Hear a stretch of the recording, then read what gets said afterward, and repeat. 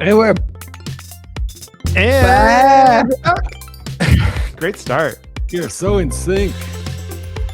Oh, it is a later start time than normal, everyone. So We are off our game already. What's up, Johnny?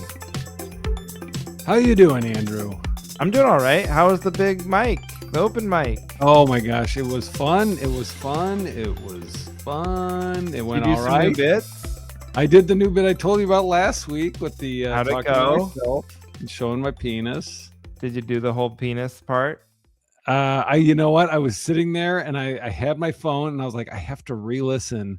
And I was trying to find the part of our podcast because I audio record on my phone where we talked about it because I hadn't re-listened to it. So I forgot what we talked about, but I made some changes since the time I did it last, and I just have to figure out how to get to it quicker because this was probably the best audience as far as the part when I whip out my wiener and start talking to They're myself. the most receptive to showing your younger self your own penis.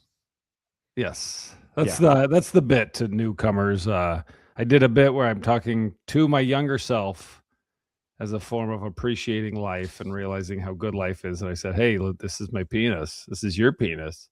Yeah. And people tend to get a little weird when I demand to see the kid's penis. You know, what they don't understand is it's my penis when I was younger. These uptight suburban crowds get a little weird with showing your own childlike self, your adult penis. I mean, what is... I know. Come on. But it went well. But it was fun. Yes, it was fun. It went well. I got some big laughs and I learned some things. You know, it's always good when like certain parts don't work and you're like, oh, I know exactly how to tweak it. You know how to fix it. Yeah. I never know that. I rarely know that. I do the bit wrong for like 4 years and then either toss it or just the good parts work good enough and then I keep it.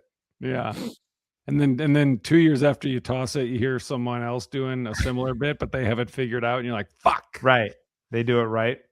That also happens where people are like, you ever have people tag jokes for you that are eternally old, and you're like, "Oh no, that joke is done." Yeah, I'm not thinking anymore about that. I'll still say it on stage. And I'll still do it word for word the way I've been doing it for 5 years. But I'm not going to get in the lab and tinker with that. That could lead to a disaster. That can make me start thinking about every joke in my act. And where would that lead? Right. We don't want to improve everything. Come on. No, God, no. But yeah, comics are innocent. They see you and they don't know what's old and what's new. So they're like, oh, that's great. But have you tried this? I'm like, nope. And I never will. Thanks. And I never will. Like, what about that new joke I did? Do you have any tags for that? No, that sucks. I'm not gonna. Yeah, they're like, there wasn't really anything to work with on that one. Yeah. Okay. You were saying how you were like trying to listen back to the podcast to pick up notes for that. Because we talked about it last week. Right. I know. Yeah. But it's just funny what we have to do to like find, you know? Like nobody's keeping, because you just assume everything is recorded or written down for you. Like shows now with details about contracts or times or hotel information, and you just assume you can like literally. I'm so stupid. I can go into my Gmail and just write like I'm going to this Waterford, Michigan, right? Yeah. I literally think like I should just be able to type in Waterford. Yep. For my Gmail, and then I don't know the guy's name. I don't know, even if I didn't know the club name, like it would just somehow keywords would find the email for me. And I didn't have that because I remember it's the guy's Mike. I remember Facebook messaging him, so I knew that lived on Facebook Messenger. But there is this thing I have coming up in Bellingham, Washington, and I spent like an hour today just going through every like messenger, text, email, Instagram, DM, like just like putting in Bellingham. Nothing. Nothing. Shit. I'm stymied. Then I just tried putting in the date because I just have it written in my calendar, Bellingham, this date. And I was like, I don't know what's the venue name, what's the what is the deal? Where am I Oh. going? I had no clue. You And it's start like to in panic March. when it didn't hit in your email where you're like, "Oh, Yes. no. And How then do I I" was like, I'm gonna have to call like other comics who've done, I think, this room, and like, do you know the guy? And finally, I just put it in my texts, and I just wrote Bellingham into my texts, and then it came up. I was texting with another comic, and the guy's name was in. He's like, "Hey, you should hit up Martine at the Blue Room." Oh, yeah. Oh, Martine! And then I wrote Martine into my email, and it popped up. There you go. Yeah, we gotta do some detective work I sometimes. know. I've gotten pretty good about, like, putting notes in my date, like, when I have the date in the notes section, I'll put, like, cell phone numbers, when it was booked, who I booked it by, just because that's happened to me where I freak out where I'm like, "I have a gig, and Yeah, I don't know I where it is." know. You ever learn you have a gig because they promote it? They like tag you. If it's like a Unfortunately. local show in Portland, like one of those things, like a bar show or something where you're just doing a spot, that's about half the time I learn that I'm doing it from them tagging me 'Cause on you get Instagram. tagged, yeah. Yeah. Go. Right. Okay, I'm doing a show tonight. Hey, that was good you guys promoted the show. I found out about it. That was good. Yeah, it worked. Good Your work. ad Good work. worked. Yeah. Hey, I also want to say I'm proud of you, Johnny. Thank You you. are officially a real sports. You're no longer an ironic sports fan.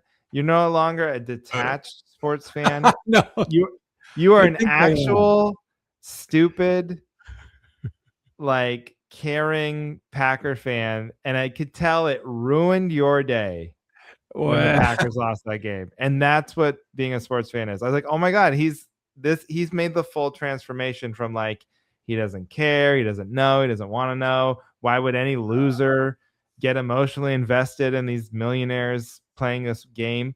That you have done it, my friend. it You've felt it the did ruin my pain day. and it ruined your day. Might have ruined your week. You might still be Well, no, pissed that's the off thing. about it. That's what I was gonna ask. Do I still get credit? Are you still proud of me if the next morning I was like, "Oh, it took a whole day." Like, I was And mad. you were Normally, over it by the morning. the next day, I was like, "Okay, whatever. Okay, let's." Oh, well, yeah, no, yeah, you get credit. That's where I would like to get. I would like to give myself the moment after the game, and then by the next morning, like I said, I wish there was that Men in Black thing where you could just spray Yeah, your head, yeah. uh, flash your head, and then just forget that you care at all, Oh, once they lose. yeah. But it hurts. It Oh, and the hurt. way they lost. God damn Well, it. that's That's what sucked, and awful. did I text you about that? How, like, I was in the Yeah. hotel room, and she was like, "Hey, come on down to the dueling pianos and hang out before your set," and I was like, "I'm gonna stay here as long as I can and watch this game," Yeah. and I made it to halftime where it was 21-3, and I was like, "I'm confident." Yeah. I'll go down and what that oh, you put the dueling pianos.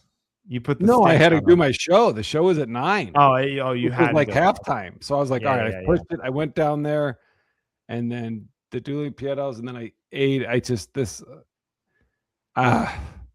I gotta be more, some comics are like, "Oh, here's what you need. Here's what you need. You have to do this for a good show." I'm just like, "Hey, this is your fault. I'll do my job. You do, Yeah, if you're not gonna do your job, it's gonna be a shitty show, but that's on you." I gotta start being like, "Hey, look, you don't know this, but you have to right. literally get everyone in the chair in their seats looking at the stage before you bring me up." Right. Because it was For dueling your pianos. own survival. I know. Yeah. There is some like I think that's a defense mechanism. I do the same thing where you're like, "Hey, it's your show. If you want it to suck, do what you want." But like you do that because if you try really hard, and it Yeah. also goes bad, then it like It's more on me. yeah, yeah, yeah, yeah. Yeah. I Ugh, dueling pianos too. Oh, woof. Following that. I And were they know. just killing? That's what I hated. I used to I do mean, they 88. They used to have the comics open for the dueling pianos, this place called 88 Keys in Seattle. And it was like, I don't know, $50 or something to go down there and do like 20 minutes before this was a million years ago. And I would get so depressed because you would bomb. Yeah, and then they would And then the second they go up there, they do some fucking song about a lady's tits or whatever, and it's so just hacky. blows up. The room is just like so delighted. But that's, you know what? Yes, that's depressing in that, right? But it's that's the right way to do it. As imagine if you had to follow that. Yeah, no, I know. Oh, then that's how they had it. And she came up to, because I was like, I had to do an hour, and it was, and they wanted, clean, like corporate clean. She comes up to me. I went down there and she was like, "Hey, oh good. Hey, you're here. Hey, listen, they're pretty blue. I didn't know they were gonna be. They're saying this and this. Yeah, I should have had a talk with them beforehand. Is that, And I was like, oh my God, whatever." Oh, so then she goes to you. She's like, "Hey, they're really dirty, so I'm gonna need you to be extra clean to kind of even it out." So don't even mention that you have a penis or anything. But it's like half the crowd is at the open bar in the back of the room. It's a hotel ballroom, whatever. And then they bring me up, and it's just like, oh, I'm just doing a comedy show in a live bar where, be loud and talk in the back, or sit at your table and whatever you want. It was brutal. No, in the piano thing, it sets the wrong tone, because that's what that show is. That show is made for people to be talking over it and yelling shit out and not paying attention. And but then I get off stage and I'm talking, like I go up to a table. They were watching the game. I saw before I even went on stage. Yeah. Half the tables had their phones up against their glasses watching the game. And I was like, whatever. So then I was like, "Hey, how we doing?" And I saw the score. I was like, "Are you fucking kidding me? What happened? We were down like 27, 23. Oh yeah. And then I went to my room and watched us lose. And I was just like, fuck this. Oh, so you had an extra miserable night. Oh yeah, that added it. Show and that's a bad combination. Yeah. Yeah, but imagine if I knew. Imagine if it was the other way. If it was like we were down 18 points and I had to go on stage, then I would have been even worse. But then at least you're like in a sort of nihilistic mood. But then you get off stage and you'd see that you're winning, and you'd be like, "Oh my God, we're winning! Who cares?" That's true. So, Anyway, so who will you play? Who will now that we lost? Who will the Seahawks play? We play the 49ers. Okay. So, I'm rooting for you. So we're on the same team for that game. Yeah, we can be on the same team. It's probably better this way. We didn't want to be against each other. Come on. No, definitely not. It's been awkward. Awkward. So who the Bears play next? The Bears are playing the Rams, and they're playing in Chicago. Right. In Chicago? Okay. Yeah, and it's going to be like 8 degrees or something awful. But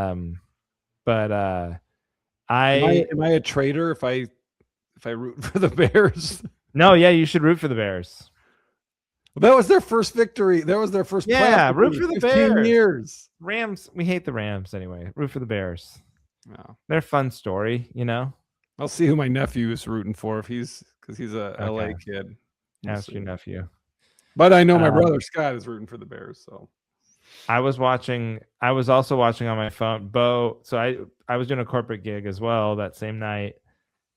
Bo Johnson opened for me, so he was on stage, and I was watching on my phone. And then same thing. I saw so many tables just like discreetly having the game on their phones, and I watched like right up as I walked up on stage. Yeah, like, I cannot believe.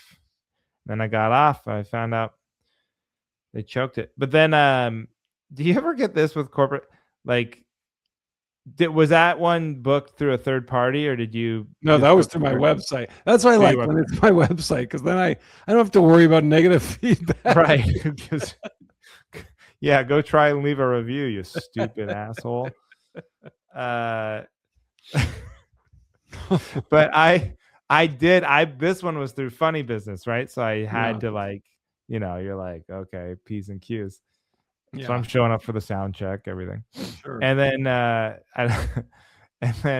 but then I don't know, this must happen to you, but it always cracks me up when they email the booker, the third party booker, in this case, Jameson, reaches out to you And like Chuck Johnson will do this too with Summit. But Say how it went.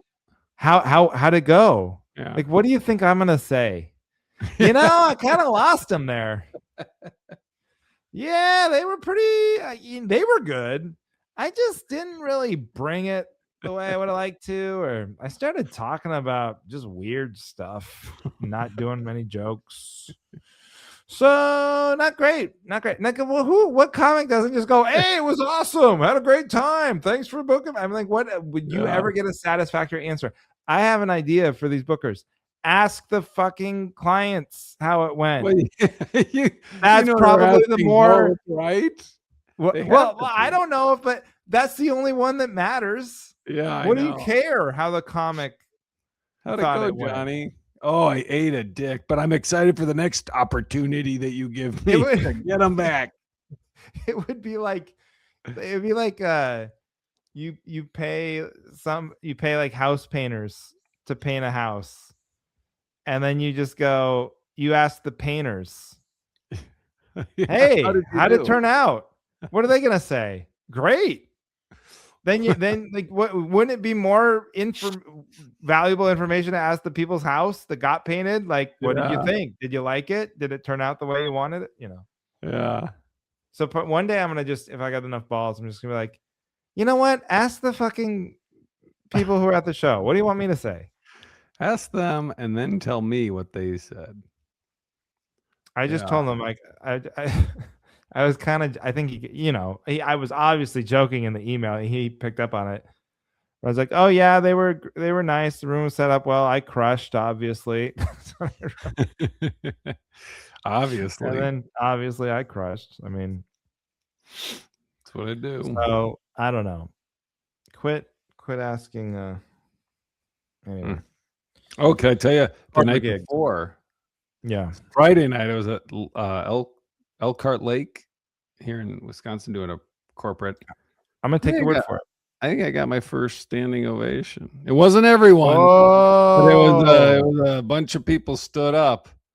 Wait, walk me through it. What happened? Like, you last line and one guy pops up and people follow, or a bunch of people? And that was like a handful. It was probably like 5 people stood up and then a few more, but definitely not everyone. Like, it didn't cue everyone to, but I was like, oh, I just kept calling it a partial. But then I think Jason Russell was like, "No, dude, that's a standing ovation." Oh, okay. It was only. Well, good job. What about when you did a dry bar? They didn't give you a standing ovation? Oh yeah, but I don't think that counts. I got a standing ovation. Oh, it counts. I walked out. Hey, shut your mouth. That counts. Yeah. No, those were the auto. I got an auto one time. I told you that I did a gig for like that's like a Tony Robbins offshoot group. It's motivational speaking type thing, And so they had a whole weekend at this ski resort in Colorado, and then they brought a comedian in, me, and I get done, and when I tell you, they fucking rocketed out of their chairs, just like, I let it feel good for like a half a second before I was like, oh yeah, these idiot optimists are just trained to like everything's the best thing they ever saw, so they're giving standing ovations to like when the waiter reads the menu, Yeah. So that I let it wash over me for like a half a second before I dismissed it. That counts. I think those are my only two. I don't know, maybe but I've had maybe a couple others where scattered, like 1 or 2 people, but nobody gets on board. That counts. That counts. To Jason Russell. That counts. Oh man, we had this conversation once before, but I stand by it. Like, if you're getting standing ovations all the time, to me, you're doing something hacky.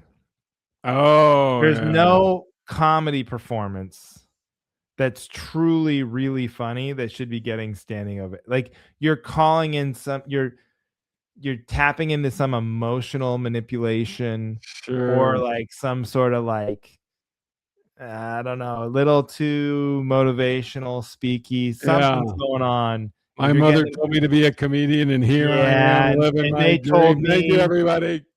That's all these magicians do that, where they're like, I went to follow my dreams and everyone told me I was going to be a piece of shit. And you're like, who told you that? But everyone told I was adopted by wolves. And they said you'd never be a magician if you're a wolf.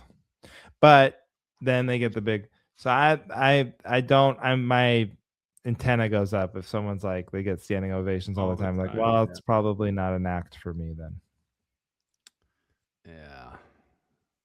I'll agree with that. That's a little harsh. Okay, so that's sports talk. Sports talk. You got any other Seahawks play? So we play Saturday, and then if we win that game, yep, I'm gonna go to the NFC Championship game in Seattle. Ooh, how do you know? You have tickets? Because we have the tickets. So my brother still has the season tickets that we had for, since I was in high school and I used to go to all the games. And those count for the playoff games? And they'll give you those for the playoffs, yeah. So we reserved them, and then do you know who it would be against, or what? It would either be the Bears or the Rams. Okay. So, well, you got to wear something ridiculous. You got to paint yourself like neon or something, so I see and across. Just be naked with neon green, and then wear your cavalry hat. Just not even Seahawks. Just something ridiculous. Just pink neon paint and a cavalry hat. And people look at you weird, like, what, man? It's a championship game. It's a big game. I'm really into sports. You didn't want to wear Seahawks stuff? Yeah. No, I'd be going with my brother, and it's my mom's. It's kind of a delicate situation because it's my mom's 70th birthday that weekend of what potentially would be that game. But we wouldn't be skipping the party. Game? The party would be on Saturday night in Palm Springs. So the whole family's going down to Palm Springs. And the game is what, Sunday? Sunday in Seattle. So I'd literally get on a plane at 6 a.m. Sunday morning, fly to Seattle, go to the game, fly back to Palm Springs Monday morning, and rejoin the festivities. Oh, really? Wow. Yeah, okay. I booked it on Miles, and then if they don't win, I can just cash the miles back in and use them towards a different flight, Oh, okay. Yeah. Oh, it's not the end of the world. It's not like I'm out of flight if they don't win this week. So I'm not jinxing it. That's what I'm saying. Okay. Alaska Air? Alaska Airlines, which they're back in my good graces. I don't know if I told you that, but they've refunded me all my money and they've bent over backwards lately for me. So I'm a big fan again. Good for you. Can I tell my travel story with Delta? Where do you stand on Delta? Oh, Delta. That's a good one. Okay. All right. So a Delta, United, American, I've always just been like, all right, you're all the same. You're all shit. Right. But so I had Delta for this terrible gig. It was great. This was one where you're the one you kind of inspired, where I was like, it's 9 hours away. I could drive it. Oh. It's one. And I was like, you know what? Andrew's right. And I think I told you after I booked the flight, I was like, this is great. I get up at 11. I go at 11 in the afternoon. I do the gig at night, and then I catch a 6 a.m. flight. I'm back less than 24 hours later. I'm back home. Yeah. So I go, I get on my, of course, and I'm flying out of Madison, so there's always a layover. So my layover is in Minneapolis, right in the middle. So I go. Everyone's very nice. They're super nice. I get on the plane, my first flight. She's like, she walks by me as we're, and she's like, hey, you want to sit you want to go sit in the exit row? And I was like, yeah. She's like, hey, go ahead, whichever seat. I was like, this is great. Everyone's super nice. I was like, Delta. I like Delta. So then we, I think we're late to leave, and I'm like, I have a 30-minute layover. That's my nightmare. I just worrying about a layover the whole time.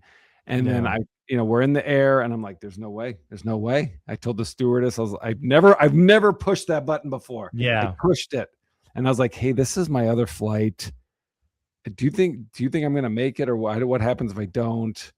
And she's like, oh, let me go check. She comes back and she's like, oh, we should. I'll make an announcement so they let you off, Never first. works. Never. I've never seen Never it work. works. It worked. I don't know how we land. I'm a little late, but it still says boarding on my thing. So I'm like, oh my gosh.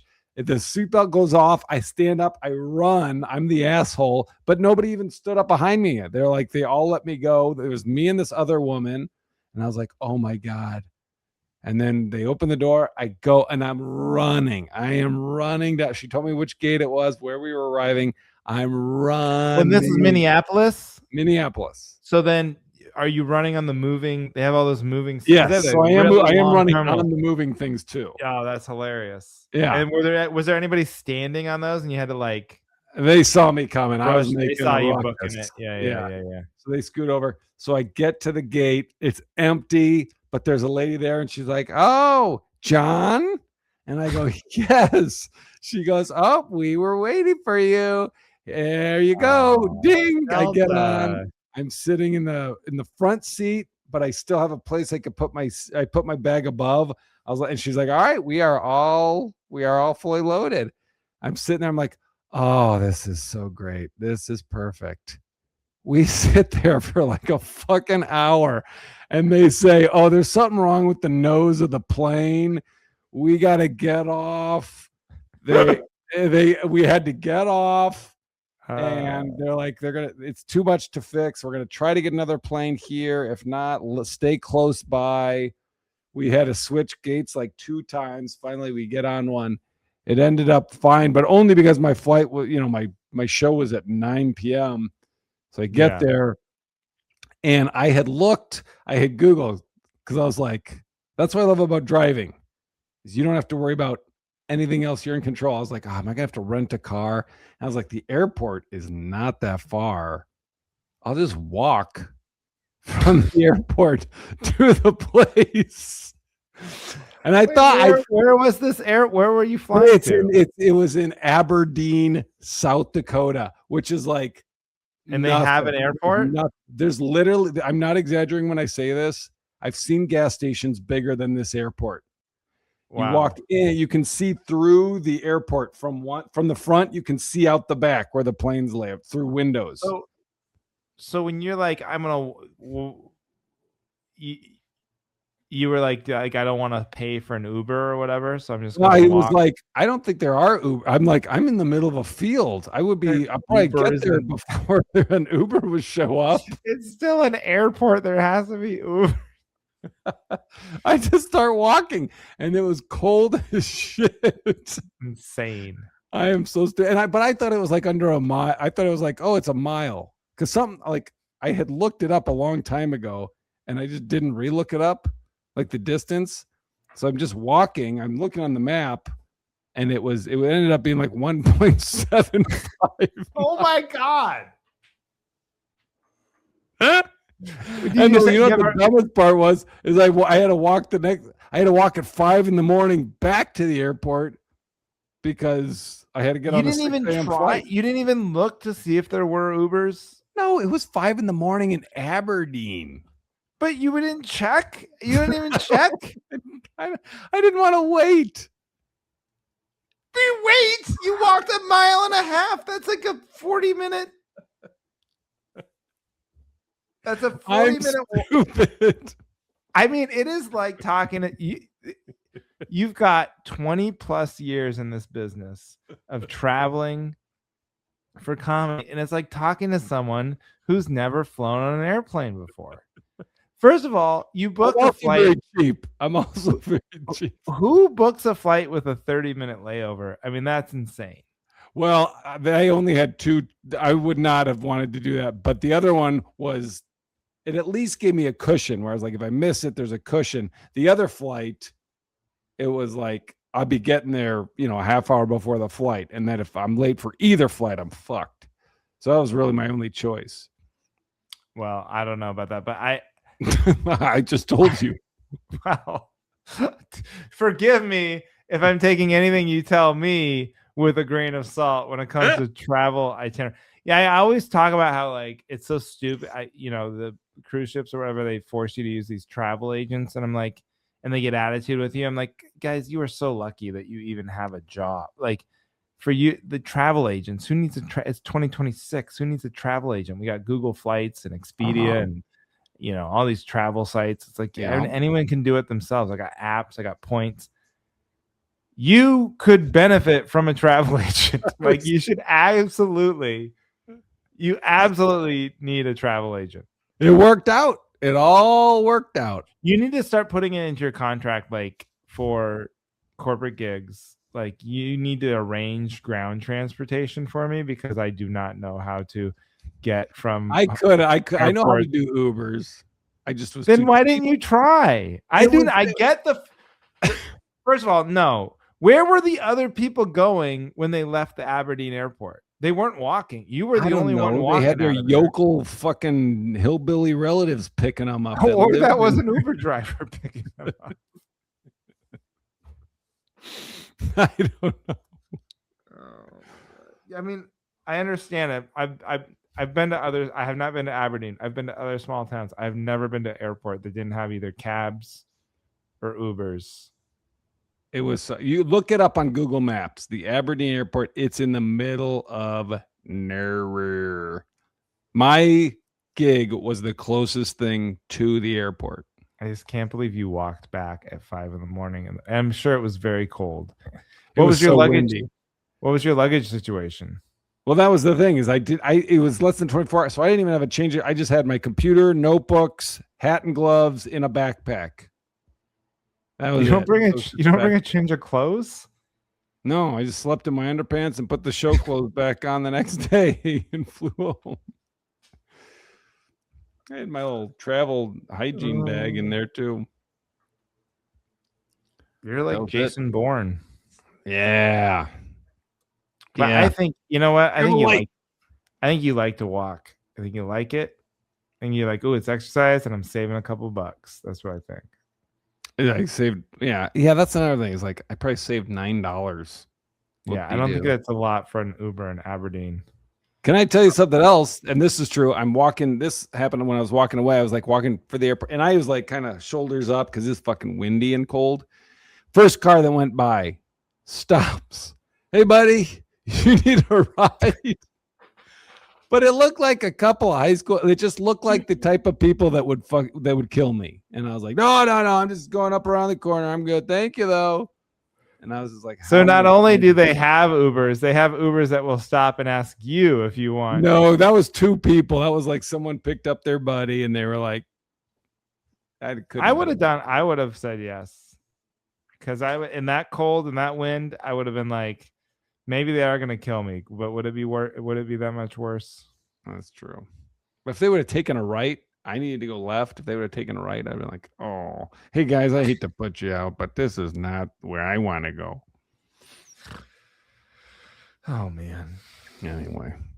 Well, so that was travel talk. So now are you like poisoned against flying? Are you like, next time you have a 9-hour drive, you're just going to drive it? Is that the conclusion? No, I would do the same thing again, because it was nice too. The next day, I got there early, and it was another cold walk, and it was dark. But I got there, made my next flight, and I was home, around 11:30, and it was so nice. Yeah. I was thinking I have a thing in Spokane, which is 5 hours away, 5.5. I looked at flights, but I'm only doing the one night, and I'm like, man, I'm just not making enough money to justify a flight. The flight's like not as cheap as I was hoping for, so I think I am going to drive it. But that's like 5.5 hours one way there, 5.5 hours back. It's like kind of I think 8's my minimum. 7, 8. 8 is so many. 8 is a lot, dude. I know. But 8 is like what it was from Milwaukee to Omaha is about 8. And I just did that all the time in college. So I'm like, an 8-hour drive I've done a million times. That's just. I think 8 is LA to like Salt Lake City. Okay. I think it's 8. And I remember thinking, like, I used to drive that when I'd book Wise Guys when I lived in LA. And then at some point I graduated to flying that. And I was like, oh my God, I'm never going back to driving 8-hour gigs again. Yeah. Okay. Should we get to topics? Let's get to topics. Late for everybody. Let's do it. You ready? You want to go? Yeah. Sure. I'll go. Okay. This is a driving. I thought of this on Friday when I was driving to a gig. This is perfect because I have a driving one too. So okay, mine is. We have to. There has to be rules to whether if you can advertise a sign for a fast food place off the highway. It has to say on the giant billboard before you get on the exit how far off it is. Yes. And if it exceeds a certain amount, you're not allowed to advertise that it's even off the highway. I'll do you one better. Yes. You can't put it on the sign if you're not in the freeway exit visual. Yes. If I can't see it from the overpass, you don't get to be on the sign. You don't get to put your sign up. Yeah. Because, and then the worst is when they'll on the sign, they'll just say McDonald's, next right. Chick-fil-A, Wendy's, Chipotle, next right. Then when you get off the freeway and it's too late now, there'll be a sign that says 3.6 underneath the gas station. I just get right back on. I'm just like, nope. Yeah, and I'm just blowing past through that. I'd rather run out of gas. Yeah. Drive 3.6 miles the wrong direction to get gas. I hate that shit. This is a great topic. See, this is like a perfect bipartisan issue America could all get behind, I feel like. Yeah. Everyone deals with it. It's a political issue. They should make it. I assume it's the government making. Who's making those signs? I mean, those are roads. Those are like government signs, aren't they? Yeah, the green ones. Yeah, they all have to share. Yep. How do you get your business on there? You got to lobby for it. For it. McDonald's. It's only gas, hotels, and food. Food. Yep. Gas, lodging, and food. Comedy clubs should start putting those signs up. Comedy club, next exit. The Chuckle Hut. 5 miles down the road. Next comedy club, 367 miles from here. So you might want to stop at this one if you need a laugh. Yeah. Yeah, that's a great topic, dude. Oh, so many times that's happened to me. Yeah. There's nobody. I expected no pushback. No. That's an easy one. Okay, I got a driving one too. Okay. And we can get out of here. Do you ever see these semi trucks and they'll have spikes coming out of the tires? Yeah. Yep. Like there should be bolts, but it's where spikes. Should be on the hubcaps. There'll be like metal spikes. Yeah. And then you're like, oh, I guess that's like because they're badass and it's like a decorative thing. But then I'm like, but they're real metal, right? They're not like pretend spikes. Yeah. How is that legal? Can I do that? Can I put metal spikes all in my car so if anybody gets too close, I fucking poke them? What is this? Blow their tires out? Why is that legal for a semi truck to have sharp metal spikes coming out of its hubcaps? I've noticed that. I don't know. Is it hey, I'm a badass, or is it like, oh, this is to encourage people to not get too close, a safety thing? Well, a safety thing.